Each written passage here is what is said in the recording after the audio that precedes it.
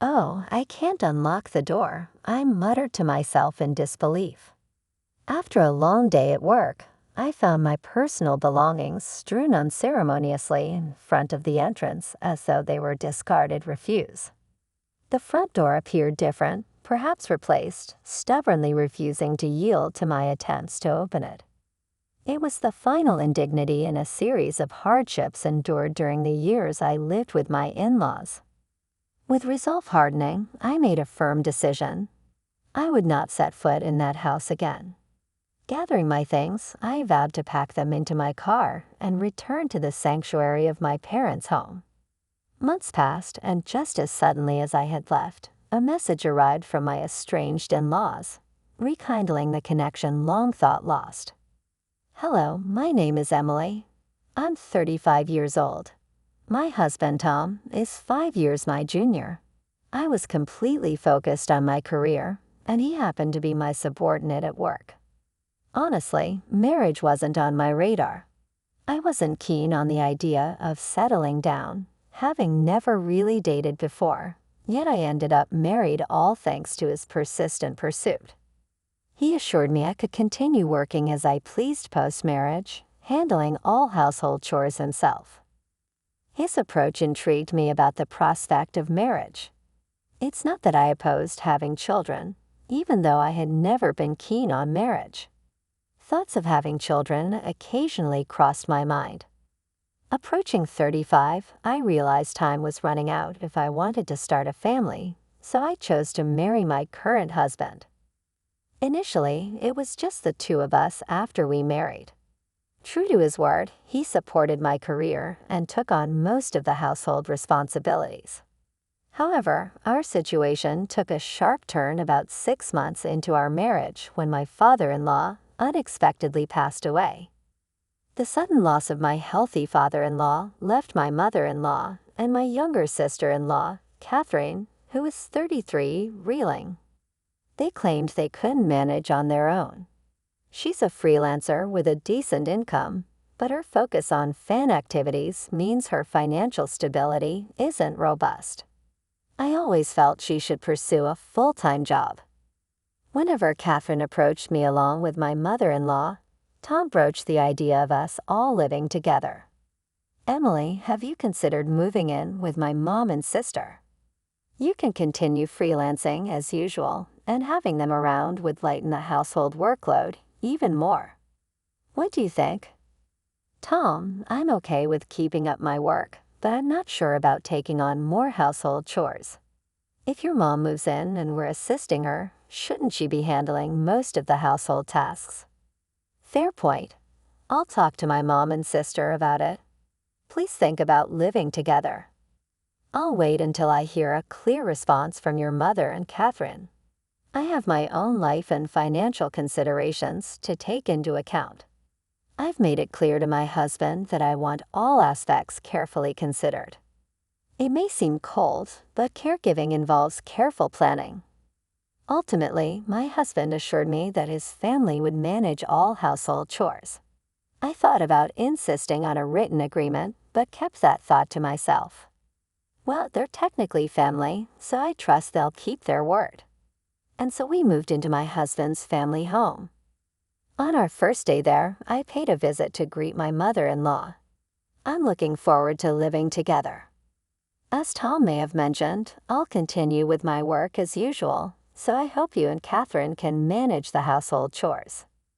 In response, my mother-in-law didn't even glance at me before remarking, "Why did Tom marry someone like her?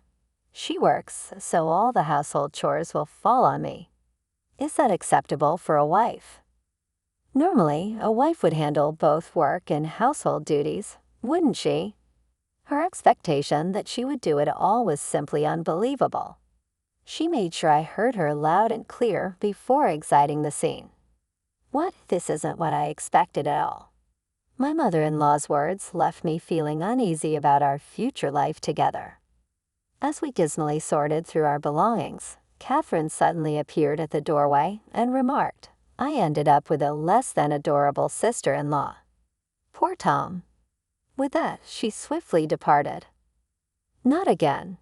First my mother-in-law, Now, Catherine, I couldn't understand why they would choose to live with me after speaking about me in such a way. Later, I would discover that it was all about my money. Shortly after moving in together, I noticed something troubling. On our first day under the same roof, despite their earlier sarcastic remarks, both my mother-in-law and Catherine completely ignored me. They managed to prepare meals only when my husband was present, but they made no effort to assist with cleaning or laundry for me. I attempted to confront them about their broken promises several times. However, whenever I addressed my mother-in-law respectfully as ma'am, she would shoot me a sharp glare and walk away, making it clear she had no intention of engaging with me. Catherine didn't behave exactly like her mother, but I found myself unable to protest against either of them. Over time, doing my own laundry and cleaning after returning from work became a regular routine. I wanted to confide in my husband about it, but I hesitated out of sympathy for him. However, the behavior began to worsen.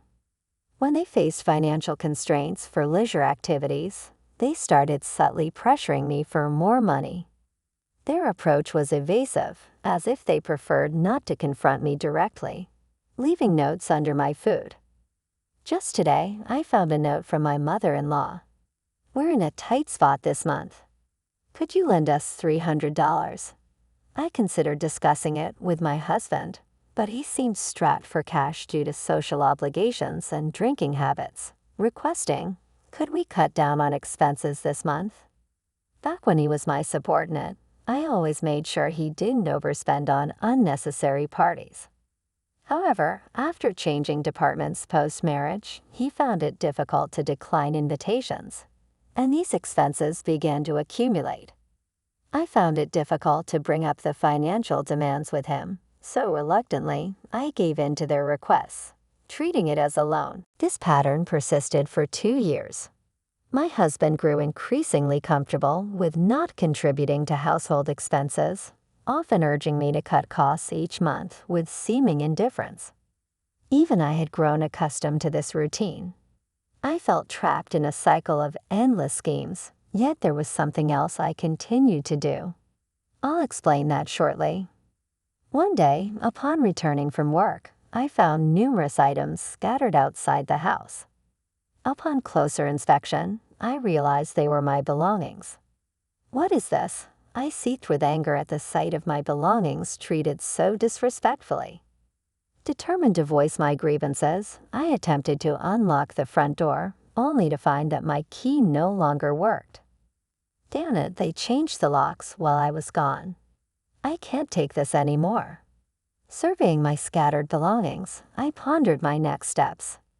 That's when I noticed another note beneath the items. It read, "Don't ever return. We don't want to see your face. Consider yourself lucky we didn't toss out your stuff." What terrible in-laws. My mother-in-law and Catherine were undoubtedly the masterminds behind this. I wondered what Tom had said about the situation, but by now it didn't matter to me. Luckily, I had my car keys handy. I quickly loaded as many of my belongings as I could into the car and drove straight to my parents' house. I felt relieved knowing my things were safe. At least my work wouldn't be affected. The next day, arriving at my parents' home, they were visibly shocked but warmly welcomed me back. It felt comforting to be in my childhood home again, a place I hadn't visited much in the past 2 busy years. Sipping the tea my mother brewed, surrounded by the familiar warmth, my father asked me, "Why did you bring all your belongings here? Did you leave their house? Marriage requires patience." I used to reflect on the weight of those words.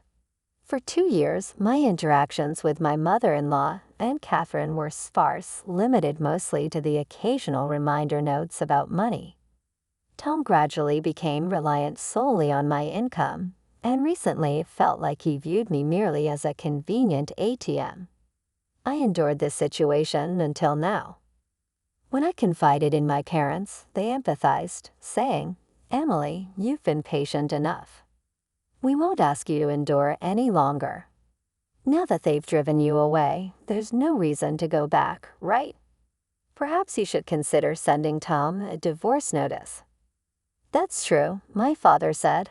He seemed like a decent young man when you married him, but money has a way of changing people. It's a shame. Both my father and mother showed genuine sympathy for me, a kindness I hadn't experienced in the past 2 years. Tears unexpectedly welled up in my eyes. Has it been that tough for you? My father asked, his expression filled with concern. No, it's just that I haven't felt this level of sympathy in a long time. It's comforting. Like you said, Dad, I'll send Tom the divorce papers, but I want to observe the situation for a while. I have a feeling something interesting might unfold soon. Indeed, I sensed that some action would unfold soon. Surprisingly, that moment arrived about 3 months later. By then, I had moved out of my parents' home and settled into a new apartment of my own. Never did I imagine reclaiming control over my earnings to spend as I pleased. I hired a household service for chores, freeing me to enjoy my days off with trips and purchases I had long desired. Unrestrained, each day reminded me of the value of my hard-earned income. I began questioning why I endured those 2 years. It dawned on me that perhaps I had been influenced or even manipulated by my in-laws. Then precisely 3 months after my keys were changed and my belongings cast out, my smartphone buzzed with an unexpected call. Initially, I considered ignoring it. After dismissing the first call, my phone buzzed again, then a third time in rapid succession. They must be in some trouble, I surmised. I picked up the next call, and immediately the fourth one came through. Hello, Emily. Where are you? I went to your parents' house, but they wouldn't tell me. I also tried your workplace, but they wouldn't disclose your whereabouts, said my mother-in-law, someone who had ignored me for the past 2 years. Her voice, which I hadn't heard in a long time, sounded cautious. Despite answering the call, I remained silent, relishing the anticipation of what she might say next. Hello, Emily, are you there? Come back soon and restore our lives. We can't even afford to go out and enjoy ourselves. What are we supposed to do now? I had thought that living without spending money on leisure would suffice, but evidently that wasn't the case. Our phone and electricity are on the verge of being cut off. We're at our wits' end. Please come back immediately. Does she not realize she's only thinking of herself? Shouldn't she begin with an apology for throwing me out? Until she grasped that, I had no intention of responding. Emily, you're not saying anything. Are you listening at all? Doesn't it bother you to hear that we're in such dire straits? Realizing she wasn't going to offer an apology, I decided to end the call and press the button to hang up. She seems to have no concept of remorse. The next day, my phone rang again. Hello, Emily. Why did you ignore Mom's call yesterday? Even though we're in trouble, you didn't make any effort to help. She couldn't tell if you were even listening. Ignoring calls like that isn't very mature. This time it was Catherine calling. Honestly, calls from Catherine have always been the most bothersome, and she had the nerve to lecture about not ignoring calls. They've ignored me for 2 years, and suddenly I'm the one in the wrong. I couldn't believe her audacity. I planned to endure the call a bit longer, but without an apology, I had no intention of responding. I heard from Mom, but we're facing financial troubles at home. Our phone and electricity might get cut off soon. Without AC in this heat, we could suffer from heat stroke. Can you live with that? If our phone goes dead, how will we reach you? So please come back soon and help us pay the overdue bills. Her selfish demands made it easy for me to keep ignoring her. Hey, are you listening? You haven't said a word. Oh, are you still upset about what happened 3 months ago? That was obviously just a joke. Certainly, here's the text punctuated and divided into short paragraphs. Reeve overreacting as an adult. You should know the difference between a joke and a serious matter. Stop being stubborn and come back home. They threw out my belongings like trash and changed the locks so I couldn't get in.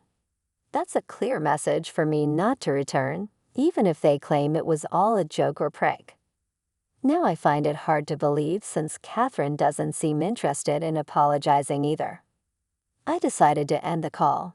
It would be a waste of time to listen to her any longer. The next day, I finally received a call from my husband. "Hello, Emily. I'm sorry. My mother, my sister, and we all realize we've done terrible things. Can you come back? Our household is falling apart. We're out of money. Everyone's on edge, and tensions are high. We sincerely apologize and want you back." My husband seemed to feel the need to apologize at least, but it's too late now. Why did he ignore me for 3 months? If it had only been the first 3 days, I might have considered returning, but it's been 3 months. I've embraced my new life, enjoying every moment of independence. There's no reason for me to return to that family now. I appreciate your apology, but given everything that's happened, I have no intention of coming back, Tom. Why were you unreachable for 3 months? How could you do that as a husband? I looked into things, and guess what I found out? You've been cheating, haven't you? That's what the detective agency told me. Thanks for treating me like an ATM for 2 years. I'll be sending divorce papers. Please handle it accordingly. Maybe my husband thought he wouldn't get caught. What a fool. Yet he still had the nerve to say, "I want you to come back." I replied, "If you reimburse me for all the living expenses for the 3 of us over the past 2 years and repay the money I lent you, maybe you consider it. Let's see, that's about $20,000. Can you manage that?" I said mockingly. I knew he couldn't pay, but I said it anyway. After that, my husband fell silent and abruptly ended the call. Perhaps he finally realized my decision was firm. What happened next? When I sent the divorce papers and a bill for emotional distress to my husband, he returned to sign the divorce papers promptly. Now all I need to do is file them at the city office, and the divorce will be finalized. Regarding the compensation, he transferred the money right away. In fact, I included a note with a bill threatening to expose him to his company if he didn't pay promptly. Fearful of this, my husband likely sought a loan to cover the compensation. I heard from sources that their family home is now on the market. It seems they're struggling financially and trying to raise funds. However, selling their primary residence hastily means they'll now have to rent elsewhere. Considering the cost of rent and utilities, selling their house may not have been the wisest decision. They were likely driven by the immediate need for cash and didn't think through the long-term consequences. Whatever happens to that family is no longer my concern. As for me, I'm thoroughly enjoying my single life. I've had my fill of marriage. Moving forward, I plan to work hard and savor my personal life, embracing my independence.